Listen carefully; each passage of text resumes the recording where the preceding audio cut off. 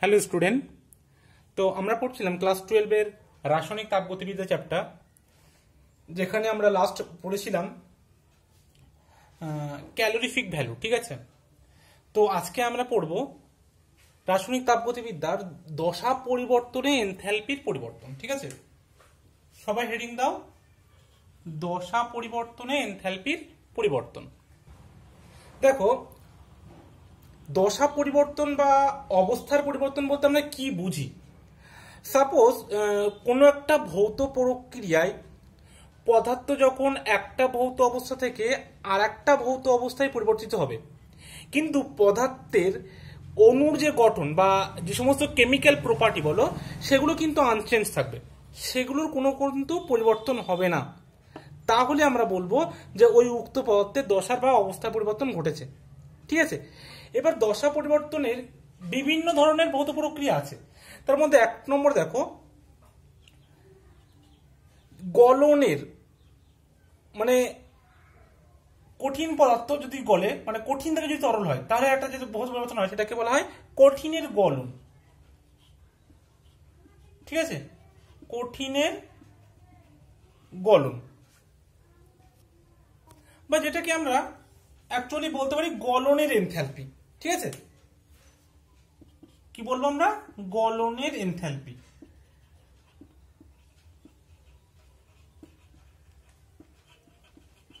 দু নম্বর আমরা লিখতে পারি বাষ্পীভবনের এনথ্যালপি। ঠিক আছে, কি বললাম? বাষ্পীভবনের এনথ্যালপি। তিন নম্বর কি লিখতে পারি? ঊর্ধ্বপাতনের এনথ্যালপি। ঊর্ধ্বপাতনের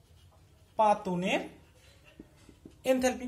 এই তিন রকম এনথ্যালপি তোমাদের সিলেবাসে মোটামুটি আছে। ঠিক আছে, দেখো, গলনের এনথ্যালপি বলতে কি? গলনের এনথ্যালপি মানে কোনো একটা কঠিনকে আমরা তরলে পরিণত করব। ঠিক আছে, সেটাকে হচ্ছে গলনের এনথ্যালপি। আর এই যে পদার্থের দশার যে পরিবর্তন, এই দশা পরিবর্তনের ক্ষেত্রে দুটো জিনিস খুব ইম্পর্টেন্ট, যে দুটো মনে রাখবে। এক নম্বর হচ্ছে যেটা, যে পদার্থের দশার পরিবর্তন হবে একটা নির্দিষ্ট চাপ এবং উষ্ণতায়। ঠিক আছে, কারণ যখন আমরা কোনো একটা পদার্থের একটা অবস্থা থেকে আর একটা অবস্থায় পরিবর্তন করব, সেক্ষেত্রে প্রেসার এবং টেম্পারেচার এ দুটো কিন্তু ফিক্স থাকবে। আর এই যে পরিবর্তনের যে প্রক্রিয়া, এখানে যে তাপের গ্রহণ হবে বা বর্জন হবে, সেটা কিন্তু প্রক্রিয়া চলাকালীন পদার্থের উষ্ণতা কিন্তু স্থির থাকবে, সেখানে কিন্তু এই উষ্ণতার কোনো পরিবর্তন হবে না। ঠিক আছে, আর দু নম্বর যেটা হচ্ছে, সেটা হচ্ছে যে পদার্থের দশার পরিবর্তন একটা যেহেতু নির্দিষ্ট চাপে সংঘটিত হচ্ছে, তাই এই ধরনের পরিবর্তনে যে তাপ মানে গৃহীত হচ্ছে বা যে তাপটা ও রিলিজ করছে, সেটা পদার্থের এনথ্যালপির পরিবর্তনের সাথে সমান হবে। ঠিক আছে, তাহলে আরেকবার বলছি পয়েন্ট দুটো। এক নম্বর হচ্ছে পদার্থের দশার পরিবর্তন নির্দিষ্ট চাপ আর উষ্ণতা সংঘটিত করতে হবে, আর এই ধরনের প্রক্রিয়া তাপের যে গ্রহণ বা বর্জন ঘটবে, সেটা প্রক্রিয়া চলাকালীন পদার্থের উষ্ণতা কিন্তু অবশ্যই ফিক্স থাকবে, টেম্পারেচারটা। ঠিক আছে, আর দু নম্বর কি বললাম, যেহেতু এটা একটা স্থির চাপে ঘটছে, তাই জন্য এই ক্ষেত্রে যে সমস্ত তাপের গ্রহণ বা বর্জন হবে, সেটা এনথ্যালপি পরিবর্তনের সাথে সমান হবে। বুঝে গেল? কারণ আমরা দেখো, এটা আগেই বলেছিলাম, সেই দু নম্বর যে কষ্ট এখন বললাম, যে ফার্স্ট ল অফ থার্মোডাইনামিক্স থেকে Q is equal to delta H, এটা কিন্তু ফার্স্ট ল থেকে একবার অলরেডি প্রমাণ করেছি। ঠিক আছে, Q P is equal to delta H. ঠিক আছে, এটা হচ্ছে দু নম্বর শর্ত। এই দুটো একটু মনে রাখবে। এবার আমরা একা করে পয়েন্টে আসছি। ঠিক আছে, প্রথমে আমরা পড়বো গলনের এনথ্যালপি। তাহলে এই দুটো একটু মুছে দিচ্ছি। ঠিক আছে, দেখো, গলনের এনথ্যালপি মানে বললাম যে দশার পরিবর্তন একটা নির্দিষ্ট চাপ আর নির্দিষ্ট উষ্ণতায় ঘটবে। তো একটা স্থির চাপে যদি এক মোল পরিমাণ কোনো কঠিন পদার্থকে তার গলনাঙ্কে সম্পূর্ণরূপে তরলে পরিণত করবো। ঠিক আছে, মানে ধরো সাপোজ আমরা ওয়াটার নিলাম, সাপোজ ধরো আইস নিলাম। ঠিক আছে, এই আইসটাকে ওর গলনাঙ্কে নিয়ে গিয়ে একে সম্পূর্ণরূপে আমরা লিকুইডে পরিণত করবো, মানে ওয়াটারে পরিণত করবো। ঠিক আছে, আইস থেকে ওয়াটার। এটা ধরো ওয়াটার, বাট এটা সলিড, আর এটা ওয়াটার, বাট এটা লিকুইড। ঠিক আছে, তাই বলছে যে এটা কতটা হবে? এটা অবশ্যই 1 মোল হবে। তাই বলছে যে 1 মোল, আর এটা স্থির চাপে ঘটবে। ঠিক আছে, স্থির চাপে 1 মোল পরিমাণ কোনো কঠিন পদার্থকে তার গলনাঙ্কে সম্পূর্ণরূপে তরলে পরিণত করতে যে পরিমাণ তাপের প্রয়োজন তাকে ওই পদার্থের গলনের এনথালপি বলে। যেটাকে আমরা কি দ্বারা প্রকাশ করব? গলনের এনথালপিটাকে ডেল্টা এইচ ফিউশন বা এফইউএস সংক্ষেপে লিখে দেবে, ঠিক আছে, ডেল্টা এইচ ফিউশন দ্বারা।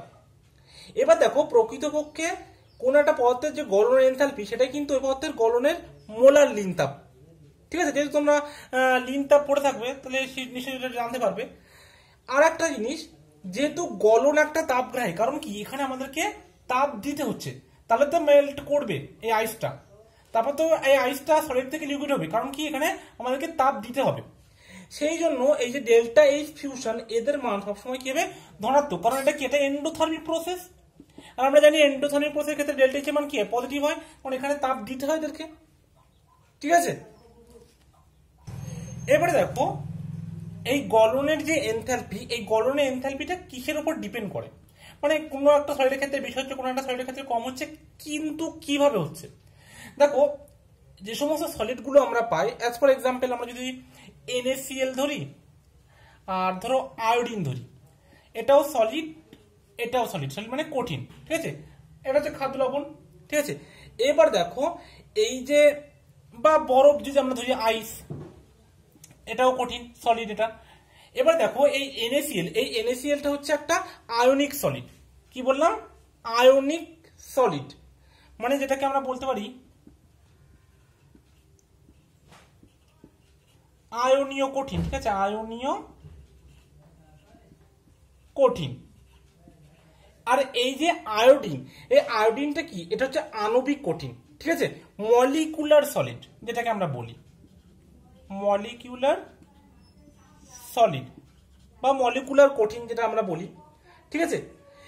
এদের যে কণাগুলো আছে, এই কণাগুলো কি করে? দেখো এদের মধ্যে যে কণাগুলোর যে আকর্ষণ, পরস্পরের মধ্যে যারা আকর্ষণ বল থাকে, তো সেই আকর্ষণ বলটা কি আয়নিক ইন্টারাকশন, যেটা কিনা খুব বেশি। কিন্তু এদের মধ্যে যে কণাগুলোর মধ্যে আকর্ষণ, সেটা হচ্ছে মলিকুলার অ্যাট্রাকশন, মলিকুলার ফোর্স, যেমন ভ্যান ডার ওয়ালস ফোর্স, বিভিন্ন উইক ফোর্স। যার ফলে কি হবে? এদেরকে আমরা যদি ভাঙতে চাই তাহলে আমাদেরকে এনার্জি বেশি লাগবে বা তাপ আমাদেরকে বেশি দিতে হবে। সেই জন্য এদের যে গলনের এনথালপি ডেল্টা এইচ ফিউজ, এদের মান বেশি হবে এক্ষেত্রে। কিন্তু এদের ক্ষেত্রে কি হবে? এই মানটা যেহেতু এদের মধ্যে অণুগুলোর মধ্যে আন্তরাণবিক আকর্ষণ বল কম আছে, সেই জন্য এদের ডেল্টা এইচ ফিউজের মান কম হবে, ঠিক আছে। তাহলে কিভাবে ডিপেন্ড করতে বোঝা গেল যে কখন কোন একটা সলিডের ডেল্টা এইচ ফিউজের মান বেশি, কখন একটা ডেল্টা এইচ ফিউজের মান কম, কিভাবে হচ্ছে বোঝা গেল নিশ্চয়ই। তাহলে দেখো এবার আমরা যেমন বললাম গলনের এনথালপি ঠিক কঠিনই ভবন আছে, মানে জাস্ট এর অপোজিট প্রসেস। অপোজিট প্রসেস মানে ছিল লিকুইড, সেখান থেকে আমরা করবো সলিড, ঠিক আছে, যেটাকে আমরা কঠিনী ভবন বা সলিডিফিকেশন বলি।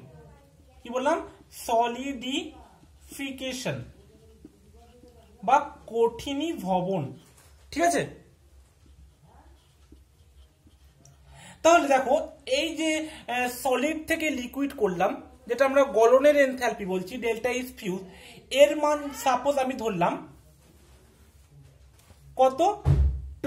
+x, ঠিক আছে।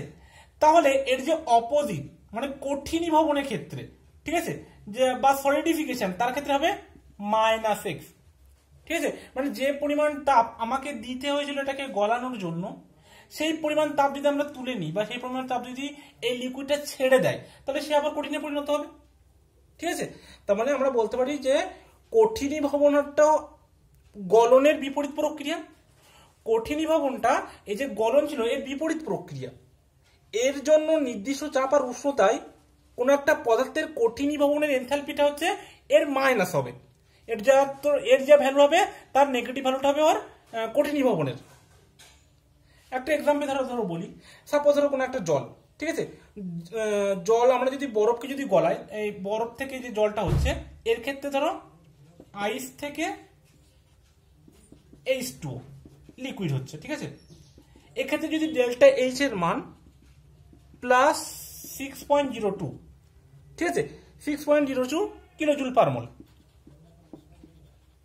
যদি হয়, তাহলে এর বিপরীত প্রক্রিয়া, এটা ছিল তোমার কি ডেল্টা এইচ ফিউজ অ্যাকচুয়ালি, মানে এটা হচ্ছে তোমার গলন।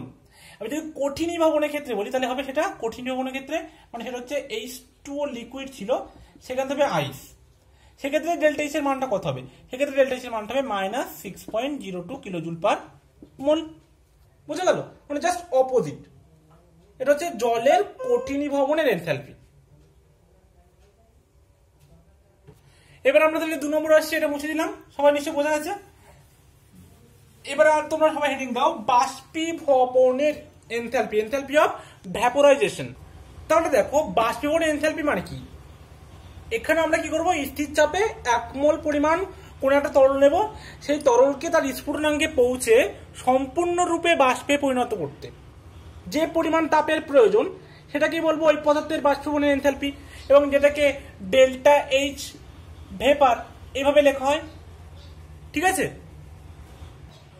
এইবারে দেখো এখানেও কি হচ্ছে, এখানেও কিন্তু কোন একটা প্রসেসে আমরা যে লিকুইড ছিল সেখান থেকে যদি আমরা গ্যাসে নিয়ে যাই, মানে কি এখানে আমাদেরকে হিটটা দিতে হচ্ছে, তাহলে তো লিকুইড থেকে গ্যাস হবে। সেই জন্য এখানে যে ডেল্টা এইচ ভেপারের মান সবসময় কিন্তু পজিটিভ, মানে এটাও একটা এন্ডোথার্মিক প্রসেস। ঠিক আছে, এবার দেখো তাহলে বলো যে বাষ্পীভবনের এনথালপির মানটা কিসের উপর ডিপেন্ড করে? আগে যেমন আমরা পড়লাম গলনের নিমতাপটা কিসের উপর ডিপেন্ড করে না, ওই যে পদার্থটা নিলাম সেই পদার্থের মধ্যে যে অণুগুলো আছে অণুগুলির আন্তরাণবিক আকর্ষণ বলের উপর। ঠিক তেমনিও তাই বাষ্পীভবনের ক্ষেত্রেও সেম কেস হবে।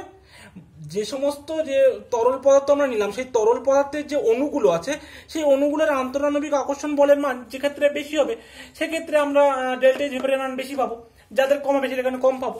অ্যাজ ফর এক্সাম্পল আমরা জল আর বেঞ্জিনের কথা বলতে পারি। যেমন জলের ক্ষেত্রে অনেক বেশি হয়, কারণ জলের অণুগুলোর মধ্যে যে আন্তরাণবিক বল এটা অনেক বেশি, কিন্তু বেঞ্জিনের ক্ষেত্রে আন্তরাণবিক বলটা অনেক কম, সেই জন্য সেক্ষেত্রে ডেল্টা এইচ ভেপারের মানটা অনেক কম। বুঝে গেল? এটা অতটা ডিটেলসে দেখালাম না। আর একটা আছে বাষ্পীভবনের উল্টো প্রসেস, যেমন ওখানে ছিল গলনের উল্টো প্রসেস কঠিনী ভবন, এখানে বাষ্পীভবনের উল্টো প্রসেস হচ্ছে ঘনীভবন। তাই তো সবাই নিশ্চয়ই আমরা জানি, যেটাকে আমরা বলি কনডেনসেশন। তাই তো কনডেনসেশনের ক্ষেত্রে কি হবে, ঠিক একদম উল্টো প্রসেস, আমরা গ্যাসটাকে কিসে পরিণত করব, লিকুইডে। ঠিক আছে, তো ডেল্টা সেক্ষেত্রে ডেল্টা এইচ এর মান কি হবে, এক্ষেত্রে আমার লিকুইডটাকে গ্যাসে পরিণত করতে যতটা পরিমাণে এনার্জি দিতে হয়েছিল ঠিক ততটা পরিমাণে যদি আমরা এনার্জিটা নিয়ে নিই তাহলে আমাদের সেক্ষেত্রে ডেল্টা এইচটা কি হবে, নেগেটিভ হবে। কারণ গ্যাস থেকে লিকুইড যখন হচ্ছে তার মানে কি আমাদেরকে এনার্জিটাও ছাড়ছে, এনার্জিটা ছেড়েই তো লিকুইড হচ্ছে। বা এক কথা আমরা কি বলতে পারি, বলতে পারি যে delta H condensation is equal two minus delta H of vaporisation. তাই তো মানে ঘনীভবনটা কি হবে, নেগেটিভ হবে, কিন্তু ডেল্টা এইচ যেটা ভ্যাপোরাইজেশন এটা পজিটিভ হবে, কিন্তু মান এই কতটা হবে, যদি এটা এক্স হয় সেই সেম একদম, তাহলে এটা -x হবে। ঠিক আছে, এটা বারবার বলছি না আমি। বুঝে গেল? এবার পরে যেটা আসবো সেটা হচ্ছে ঊর্ধ্বপাতনের এনথালপি বা এনথালপি অফ সাবলিমেশন। সবাই হেডিং দাও। তাহলে ঊর্ধ্বপাতন মানে কি, ঊর্ধ্বপাতন মানে কোন একটা সলিড থেকে ডাইরেক্ট কি হবে, গ্যাসে পরিণত হবে, সলিড থেকে ডাইরেক্ট গ্যাস। ঠিক আছে, সেটাকে আমরা ঊর্ধ্বপাতন বলি। মানে কি স্থির চাপ আর উষ্ণতায় 1 মোল পরিমাণ কোনো কঠিন পদার্থকে সরাসরি রূপে সম্পূর্ণরূপে বাষ্পে পরিণত করতে যে পরিমাণ তাপ লাগবে সেটা হচ্ছে উক্ত পদার্থের ঊর্ধ্বপাতনের এনথালপি, যেটাকে আমরা কি দ্বারা প্রকাশ করি, ডেল্টা এইচ সাবলিমেশন। তো ঊর্ধ্বপাতন মানে তো সাবলিমেশন। এবার দেখো এখানেও কি হচ্ছে, এখানেও আমাদের কি হিট দিতে হচ্ছে, তাই delta H sublimation always positive হবে। তাই তো এবার দেখো সলিড থেকে গ্যাসে যেতে গেলে আমাদেরকে প্রথমে কি করতে হবে, প্রথমে সলিডটাকে আমাদেরকে লিকুইডে আনতে হবে, লিকুইড থেকে গ্যাসে। তাহলে ডেল্টা এইচ সাবলিমেশনটাকে আমরা কি আকারে লিখতে পারি, delta H sublimation is equal to delta H fusion বা গলন আর ডেল্টা এইচ ভ্যাপোরাইজেশন। মানে প্রথমে এখানে কি করতে হচ্ছে, এখান থেকে আমাদেরকে ফিউশন করতে হচ্ছে, তারপরে এটাকে ভেপার করতে হচ্ছে। তাই তো তাহলে এই দুটো সমষ্টি হচ্ছে এটা delta H fusion plus delta H vaporisation. বুঝে গেল? মানে সাবলিমেশনটা এই যে ফিউশনের এনথালপি চেঞ্জ আর ভ্যাপোরাইজেশন এনথালপি যা চেঞ্জ হবে তার সাথে সমান হবে। ঠিক আছে, এটা ছিল দশা পরিবর্তনের এনথালপির পরিবর্তন। ঠিক আছে, এবার আমরা একটা নতুন টপিক শুরু করব, সেটা হচ্ছে প্রশমন তাপ বা প্রশমন enthalpy, heat of neutralisation or enthalpy of neutralisation. কি বললাম, কি শুরু করবো আমরা? প্রশমন তাপ। সবাই হেডিং দাও, ঠিক আছে? দেখো, প্রশমন তাপ বা প্রশমন এনথালপি মানে প্রশমন একটা জিনিসটা কি, মানে নিউট্রালাইজেশন। প্রশমনটাকে বলা হয় কি? নিউট্রালাইজেশন। নিউট্রালাইজেশন নিউট্রালাইজেশন করে দেখেছি আমরা অ্যাসিড বেসের ক্ষেত্রে, ঠিক আছে? মানে কোন একটা 1 গ্রাম ইকুইভ্যালেন্ট বা 1 গ্রাম তুল্যাঙ্ক একটা অ্যাসিড, 1 গ্রাম তুল্যাঙ্ক base, A for acid, B for base, বিক্রিয়া করে কি করে 1 গ্রাম তুল্যাঙ্ক সল্ট আর ওয়াটার, ঠিক আছে? তাহলে দেখো কি বলতে পারি নিউট্রালাইজেশনটা হচ্ছে একটা নির্দিষ্ট উষ্ণতায় 1 গ্রাম তুল্যাঙ্ক পরিমাণ লঘু অ্যাসিড দ্রবণকে 1 গ্রাম তুল্যাঙ্ক পরিমাণ লঘু ক্ষার দ্রবণ দ্বারা সম্পূর্ণরূপে প্রশমিত করলে এনথালপির যে পরিবর্তনটা হবে সেটা হচ্ছে প্রশমন তাপ। বুঝে গেল? এবং এটাকে আমরা কি দ্বারা প্রকাশ করব? Delta H N. এই এনটা কি মানে কি নির্দেশ করছে না? নিউট্রালাইজেশন বা প্রশমন। বুঝে গেল? তাহলে প্রশমন তাপ বা প্রশমন এনথালপিতে যে একটা জিনিস মাথায় রাখবে, সেটা হচ্ছে 1 গ্রাম তুল্যাঙ্ক, এই কথাটা, ঠিক আছে? যে 1 গ্রাম তুল্যাঙ্ক পরিমাণ লঘু অ্যাসিড দ্রবণকে 1 গ্রাম তুল্যাঙ্ক পরিমাণ লঘু ক্ষার দ্রবণ দ্বারা সম্পূর্ণরূপে, এটা মনে রাখবে এই কথাটা, ঠিক আছে? সম্পূর্ণ রূপে প্রশমন করতে যে পরিমাণে এনথালপি পরিবর্তন ঘটে বা যে পরিমাণে এনথালপির পরিবর্তন হয় সেটা হচ্ছে প্রশমন তাপ। 1 গ্রাম তুল্যাঙ্ক অ্যাসিড, 1 গ্রাম তুল্যাঙ্ক ক্ষার, ঠিক আছে? পরস্পর সম্পূর্ণরূপে প্রশমিত হলে যে পরিমাণে এনথালপি পরিবর্তন হয় সেটা হচ্ছে প্রশমন তাপ। এবার দেখো কিছু এক্সাম্পলের সাহায্যে বলছি, জিনিসটা আরো ক্লিয়ার হবে। প্রথমে আমরা আসি তীব্র অ্যাসিড এবং তীব্র ক্ষার, ঠিক আছে? স্ট্রং অ্যাসিড আর স্ট্রং বেস। কি বললাম? তীব্র অ্যাসিড ও তীব্র ক্ষারের প্রশমন, মানে স্ট্রং অ্যাসিড, স্ট্রং বেস, ঠিক আছে? Strong acid, strong base. এই স্ট্রং অ্যাসিড আর স্ট্রং বেস দুটোই যদি 1 গ্রাম ইকুইভ্যালেন্ট হয়, কি বললাম? স্ট্রং অ্যাসিডটাও যদি 1 গ্রাম ইকুইভ্যালেন্ট, 1 গ্রাম তুল্যাঙ্ক যেটাকে বাংলা বলা হয়, স্ট্রং বেসটাও যদি 1 গ্রাম ইকুইভ্যালেন্ট হয়, তাহলে তাদের প্রশমন তাপটা একটা ফিক্সড, যেটা এক্সপেরিমেন্টালি পাওয়া গেছে। সেই মানটা কত? সেই মানটা হচ্ছে 57.3 কিলো জুল, ঠিক আছে? 57.3 কিলো জুল, বা এটাকে আমরা লিখতে পারি 13.7 কিলো ক্যালোরি, ঠিক আছে? 13.7 কিলো ক্যালোরি। এবার দেখো একটা কথা বলি, এই যে অ্যাসিড আর ক্ষারে যে প্রশমন হবে, এই প্রশমনে সবসময় হিট লিবারেট হবে, মানে কি তাপ নির্গত হবে। সেই জন্য যে প্রশমন তাপটা সেটা সবসময় মাইনাস হবে, ঠিক আছে? বুঝে গেল? এটা তুমি যে কোনো একটা ভ্যালু মনে রাখলেই চলবে, দুটো মনে রাখার দরকার নেই, যে কোনো একটা ভ্যালু মনে রাখবে সেটাই হবে, ঠিক আছে? -13.7 কিলো ক্যালোরি বা -57.3 কিলো জুল। দেখবে কোথাও কোথাও এই মাইনাস সাইনটা দেওয়া নেই। এই মাইনাস সাইনটা নিয়ে সবারই প্রচুর গন্ডগোল হয়। তো একটা জিনিস আমি বলে দিই এখানে মনে রাখার জন্য, এই মাইনাস সাইনটা শুধুমাত্র নির্দেশ করে যে এখান থেকে তাপ নির্গত হচ্ছে, তাপ নির্গত হচ্ছে, আর কিছু না। এবার যদি বলা হয় যে কোথাও একটা প্রশমন তাপের মান -13.7 কিলো ক্যালোরি, আর একটা কোথাও দেওয়া আছে সাপোজ ধরো -100 কিলো ক্যালোরি, ঠিক আছে? তাহলে কোথায় বেশি তাপ নির্গত হচ্ছে বা কোন প্রশমন তাপটা বেশি? অবশ্যই কিন্তু এই তাপটা বেশি, ঠিক আছে, কারণ এখান থেকে 100 কিলো ক্যালোরি তাপ নির্গত হচ্ছে। এবার দেখো, যেই আমরা ধরবো যে -100 কিলো ক্যালোরি, মানে কি এটা অ্যাকচুয়ালি ছোট, মানে যত বড় সংখ্যা তার আগে যদি মাইনাস চিহ্ন ধরা হয় তাহলে সেটা সব থেকে বেশি ছোট হয় তত। তাহলে আমরা যদি মাইনাস চিহ্ন সহ দেখি তাহলে কোনটা ছোট দেখাচ্ছে? নিশ্চয়ই এটা ছোট, কিন্তু না, আমরা এই মাইনাস সাইনটা দেখবোই না, আমরা জাস্ট মড ভ্যালুটা দেখবো, ঠিক আছে, যে কোন ভ্যালুটা বেশি। এই মাইনাস সাইনটা শুধু কি বললাম না, তাপ নির্গত হচ্ছে সেটা বোঝানোর জন্য এই মাইনাস সাইনটা কাজ করছে, ঠিক আছে, বোঝা গেল? তাহলে যেটা 100 ক্যালোরি সেখান থেকে কিন্তু প্রশমন তাপটা বেশি। আর আমি কি বললাম, তীব্র অ্যাসিড আর তীব্র ক্ষার যদি দুটোই 1 গ্রাম তুল্যাঙ্ক হয় তাহলে তাদের প্রশমন তাপটা ফিক্সড, যার মান -13.7 কিলো ক্যালোরি বা -57.3 কিলো জুল, ঠিক আছে। দেখো, সাপোজ একটা এক্সাম্পলের সাহায্যে দেখাচ্ছি আমি, একটা প্রবলেম করা যাক, ঠিক আছে, এর উপরে যেহেতু একটা প্রবলেম মিশিস, একটা প্রবলেম করা যাক।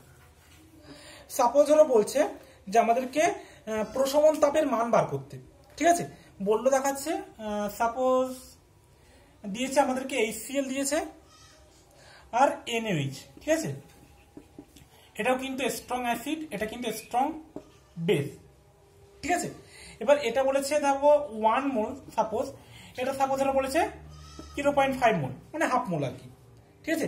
এদের ক্ষেত্রে প্রশমন তাপের মান বার করতে বলেছে। কি বার করতে বলেছে? প্রশমন তাপ, হিট অফ নিউট্রালাইজেশন বা এনথালপি অফ নিউট্রালাইজেশন, ঠিক আছে।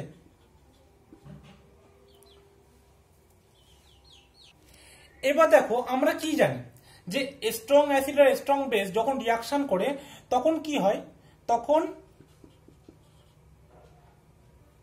স্ট্রং অ্যাসিড মানে তীব্র অ্যাসিড আর তীব্র ক্ষার নিজেদের মধ্যে বিক্রিয়া করে সল্ট আর জল উৎপন্ন করে।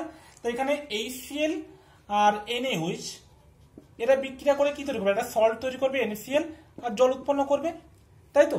এবার দেখো, এদের দুজনের মধ্যে এটা হচ্ছে লিমিটিং রিয়েজেন্ট, কারণ এটা পরিমাণ কম আছে। তাহলে এই যেটার পরিমাণ কম থাকবে সেই তত পরিমাণ রিয়াকশন হবে। তাহলে এই 0.5 NaOH এর 0.5 HCl কে প্রশমিত করবে, করে 0.5 NaCl বানাবে, তাই তো। কি বললাম বোঝা গেল?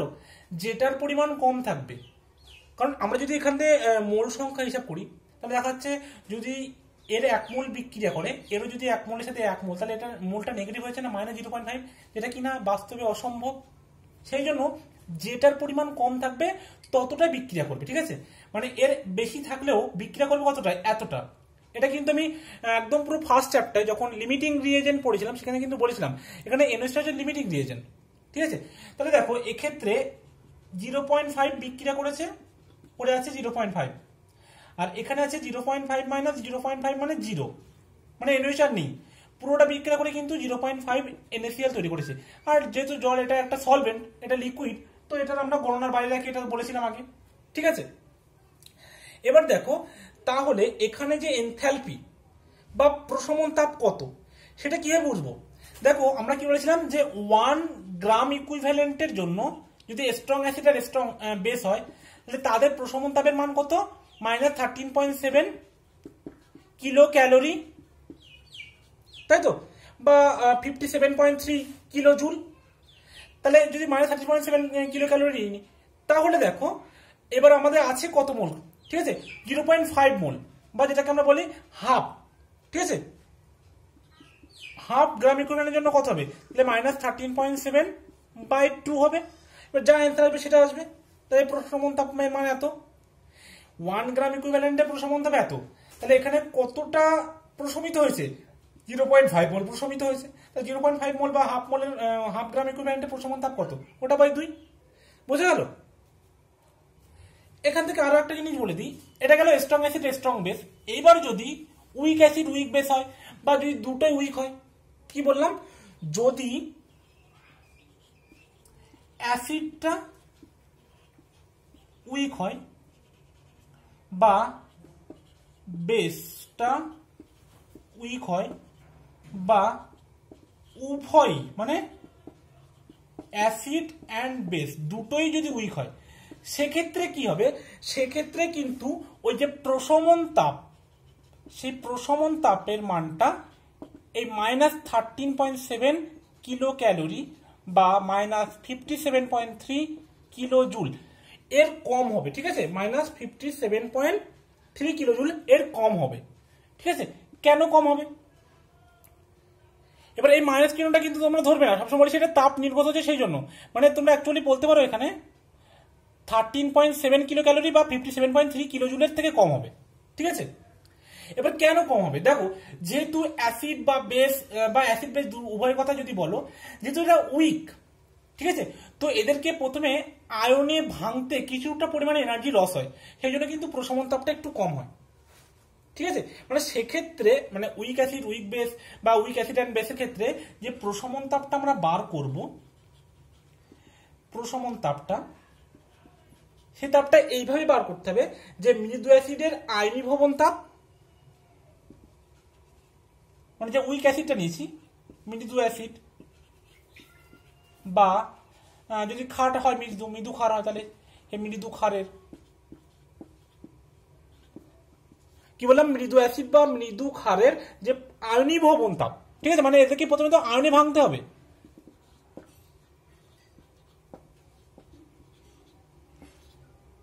প্লাস এদের ক্ষেত্রে যে মানে অ্যাসিড আর বেসটাকে নিউট্রালাইজেশন করতে জন্য যে তাপ লাগবে সেটাকে আমরা দুজনকে যোগ করবো, ঠিক আছে। অ্যাসিড বেসের নিউট্রালাইজেশনের জন্য তাপ, ঠিক আছে।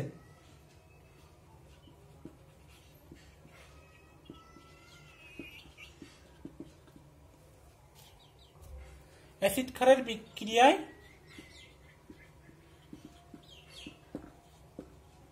উদ্ভূত তাপ, ঠিক আছে। এবার দেখো, আমরা যখন দুটোই স্ট্রং নিচ্ছিলাম সেক্ষেত্রে শুধু যা যে পরিমাণ তাপটা উদ্ভূত ছিল সেটা, এখানে কি হবে, মৃদু অ্যাসিড বা মৃদু ক্ষারটাকে আয়নীভবনে মানে তাদেরকে আয়নে ভাঙতে কিছুটা পরিমাণে এনার্জি লস হচ্ছে, তাহলে সেখান থেকে কিছুটা এনার্জি কিন্তু কম হয়ে যাবে, সেই জন্য তাদের ক্ষেত্রে প্রশমন তাপটা এই যে তাপ আছে তার থেকে কম হবে, ঠিক আছে। একটা মৃদু অ্যাসিড যেমন অ্যাসিটিক অ্যাসিড আছে, ঠিক আছে, অ্যাসিটিক অ্যাসিড, একটা মৃদু ক্ষার অ্যামোনিয়াম হাইড্রোক্সাইড আছে, এদের ক্ষেত্রে যে প্রশমন তাপটা হবে এটা কিন্তু এই মান, এই যে ভ্যালু দিচ্ছি এই ভ্যালু থেকে অনেকটাই কম হবে, ঠিক আছে। একটা এক্সাম্পল আমার কাছে আছে, যেটা অ্যাসিটিক অ্যাসিডের আর NaOH, ঠিক আছে। এটা হচ্ছে স্ট্রং বেস, এটা হচ্ছে উইক অ্যাসিড, এদের ক্ষেত্রে যে প্রশমন তাপ, সেই প্রশমন তাপের মান হচ্ছে -12.3 কিলো ক্যালোরি, ঠিক আছে। এটা এক্সপেরিমেন্টালি পরীক্ষালব্ধ, ঠিক আছে, এটা পরীক্ষালব্ধ, এই মানটা দেখা যাচ্ছে। তাহলে কি দেখো, এর থেকে কম তো অবশ্যই কম, মাইনাসটা কিন্তু বারবার বলছি মাইনাসটা কিন্তু ধরবে না, কারণ এটা প্রশমন তাপ নির্গত হচ্ছে তাপটা, সেই জন্য মাইনাস, কিন্তু ভ্যালুটা কিন্তু দেখো ভ্যালুটা কিন্তু কম 12.3, তাহলে বোঝা গেল এইটা ছিল প্রশমন তাপ। তো ঠিক আছে, আজকে এই পর্যন্ত থাকছে, নেক্সট ক্লাসে আমরা এরপর থেকে আবার আলোচনা করব। তো থ্যাংক ইউ সো মাচ।